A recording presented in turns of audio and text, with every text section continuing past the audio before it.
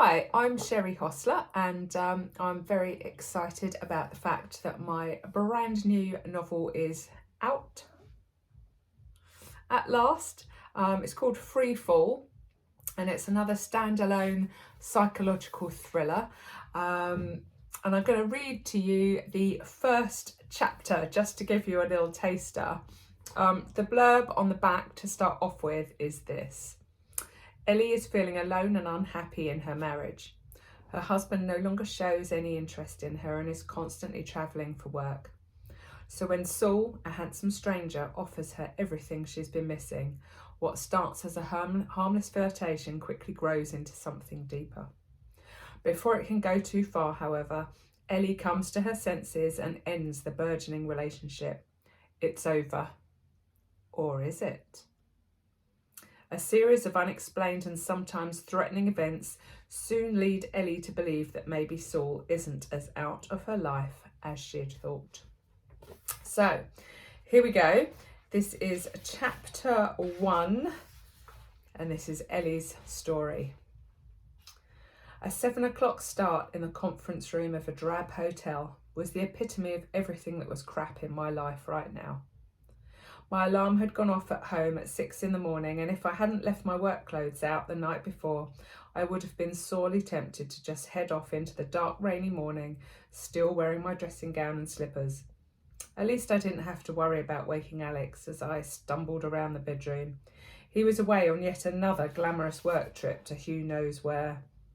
I've never been a morning person, and weeks ago when my boss had strongly suggested that I might like to go along to a local small business networking group, as a representative of Pasternacki & Co solicitors, I had tried my hardest to talk him out of it. I was a lowly PA. Wouldn't it be better to send a solicitor, someone who actually knew what they were talking about, who would drum up business more ably for the firm? Unfortunately, he was having none of it, and try as I might, he had just raised an eyebrow and told me to sign up before striding back to his office and closing his door behind him. I was the cheapest option for the weekly event, as I didn't have billable hours to waste. The discussion was over, as was the open door policy. And so I now found myself ensconced in a bland hotel meeting room, as I did every Tuesday morning, with several other cheaply suited individuals, all wearing curling name badges, along with an air of tired acceptance of their fate. The only slightly redeeming feature was a long table dressed in a starched white tablecloth bearing what claimed to be breakfast. My stomach rumbled, so I surreptitiously wandered over and selected a lukewarm bacon bap and an equally lukewarm glass of orange juice. Even the lure of breakfast was a letdown. After a good 5 minutes of chewing and regretfully swallowing, followed by 20 minutes of uncomfortable conversation with various accountants and electricians, we were shepherded towards some seating which had been laid out ready for the main event. 10 short rows of bright blue fabric covered chairs all faced forwards to a lonely looking flip chart and a balding man who was dressed entirely in beige. No doubt he was really passionate about his topic, but he was no David Attenborough, and bearing in mind the early hour and my lack of attention span when it came to anything involving numbers, it didn't bode well for me being able to stay awake for the entire session. All in all, it was a blessing that the chairs were so uncomfortable, as it meant I had to keep shifting position before I could drift off. At least I'd managed to secure a seat towards the back of the room, behind a tall man, so our speaker couldn't see when my eyes did eventually start to droop after an in-depth breakdown of turnover versus profit. I'll just close my eyes for a bit, I thought, just for 5 minutes. A sharp poke on my left arm made me realise that maybe I actually had lost consciousness for a little while, and I turned, startled, to the man seated next to me, who had a look of amusement on his face. "You were snoring," he stage whispered at me. I whipped my head around at the rest of the audience, none of who seemed to be in the least disturbed by any unwitting noises that I might have made. I turned back to my neighbour, who was now silently laughing, his shoulders shaking while no sound came from his mouth whatsoever. "Oh my God, I was not snoring," I mouthed at him. He carried on chortling under his breath, and I had no choice but to join in. "You git." I hadn't seen him at the networking group on the previous occasions that I dragged myself along. He was undoubtedly one of the handfuls of visitors that ventured along every so often to see if the group would be beneficial to join. Although, of course, there were a lot of members who rarely even made it to the early morning breakfast meetings at all, choosing instead to stay in the sanctity of their beds. I didn't really blame them, as the food wasn't worth getting up for, and the small talk was often exactly that, small. I would definitely have remembered this guy though. He was around my age, maybe a little older, perhaps 40-ish, tousled brown hair with a fair amount of grey peppering. Actually, on closer inspection, it was more grey with a peppering of brown, but it was nice, and it suited him, as did the designer reading glasses that he pushed up his nose when he bent over his notepad to write something down. Yes, I knew I was married, for what it was worth lately, but it didn't hurt to look, did it? A bit of harmless window shopping. This particular shop window did make me consider what my own reflection might be, though, and it kind of made me wish that I made a bit more effort in getting dressed that morning. In fact, any effort would have been good. Another 20 minutes of mind-numbing accounting rhetoric, during which time I mentally picked out the outfit from my wardrobe that I should have worn this morning, and taking lots of furtive glances to my left. The group was blessed with a 10-minute comfort break, so we could either dose up on coffee at the back of the room or make a bid for freedom through the toilet window. Leaving my coat on the back of my chair, I shuffled over to the caffeine station along the back wall of the room with the rest of the pack, where we battled with pots of coffee and those stupid flimsy wooden sticks that you get given to stir hot drinks with. God forbid they should trust us with spoons, came a voice from over my shoulder as my wooden stick buckled like an overdunked rich tea biscuit. I knew it was him even before I turned round. Laughing, I replied, "Well, at least I can use these to prop my eyes open." He grinned at me, one side of his mouth lifting slightly higher than the other, giving him a wry, laconic look. "I'm Saul," he told me, holding out his cardboard coffee cup. "Cheers." Cheers. We clinked. I'm Ellie. "So, Ellie, what's a nice girl like you doing sleeping in a place like this?" Well, I wasn't actually given a choice. I'm here by the behest of my boss. I swallowed some rapidly cooling coffee. "How about you?" He gazed down at his cup. "Oh, well, I'm here to practice my meditation technique. There's nothing more calming than listening to the soothing muttering of words and numbers to allow one to drift into a place of nirvana. I can thoroughly recommend never to try and snort coffee. It hurts, and it doesn't look attractive. But unfortunately, it's the byproduct of someone making you laugh mid-sip." Luckily for me, Saul had chosen that moment to close his eyes and give me an om for good emphasis. I swallowed the coffee and gave my nose a quick swipe with the back of my hand. Good God, I was like the love child of Bridget Jones and Stan Laurel. Saul clicked his fingers in front of his face. "And I'm back in the room. What did I miss?" "Absolutely nothing," I told him, my nostrils reeking of Nescafe. From behind me came a sharp clapping of hands, followed by an instruction from our esteemed leader to reclaim our seats. The second half of the show was about to start.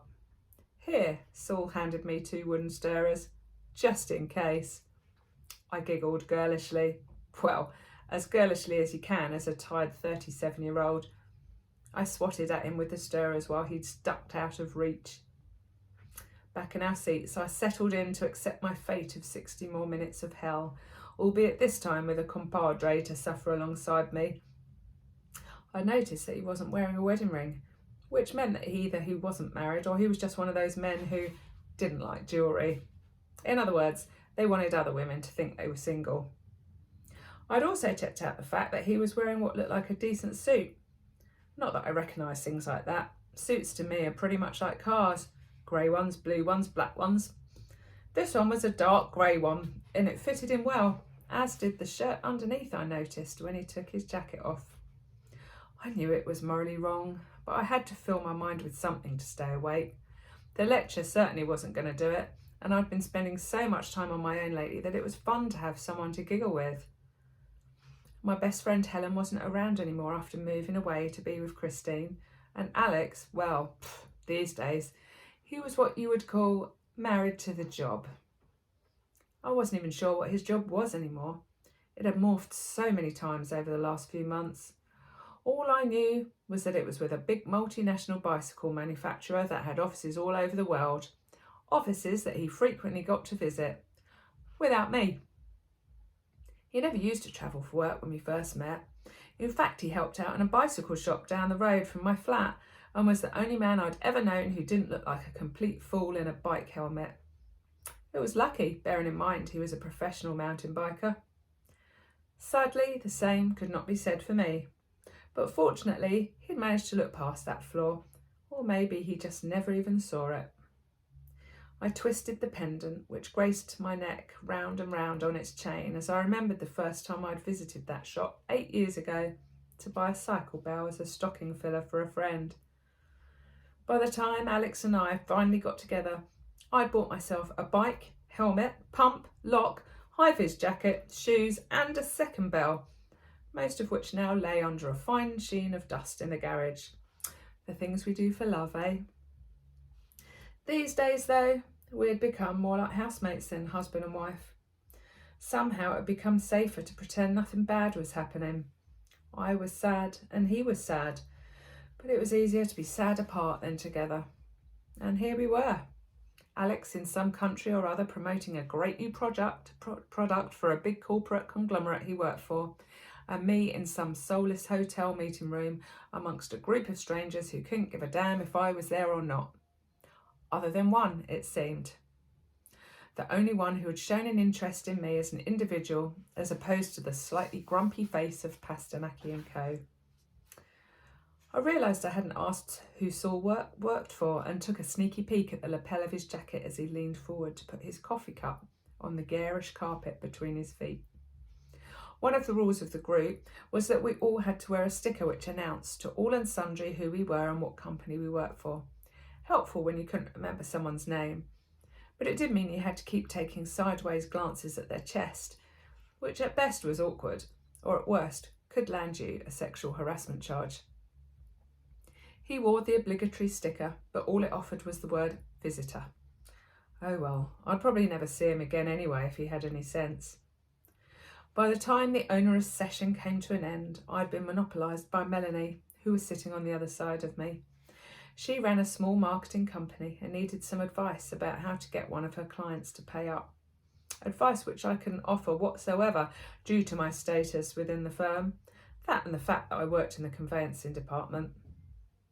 Rudely staring over her shoulder, I could see Saul manoeuvring himself toward the exit without even a second glance in my direction.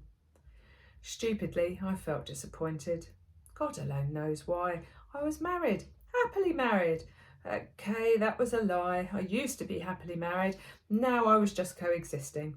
It had been nice to get some attention for a change. A moment of pretending I was someone else, someone worth being with. Cute, isn't he? Melanie had followed my line of sight. What? Oh, him? I hadn't noticed. So there we go. That was chapter 1 of Freefall. And it is where Ellie has the fateful meeting with Saul. The book is now available on Amazon in paperback and also for Kindle. So rush on over there and check it out. And to celebrate the fact that the book is out literally just this week, my previous book, Hypnotic, is now on special offer. That's on Amazon. Paperback is $9.99, but on Kindle it is reduced to only 99p. So if you haven't read that one yet, do give it a go. Enjoy. Thanks for listening.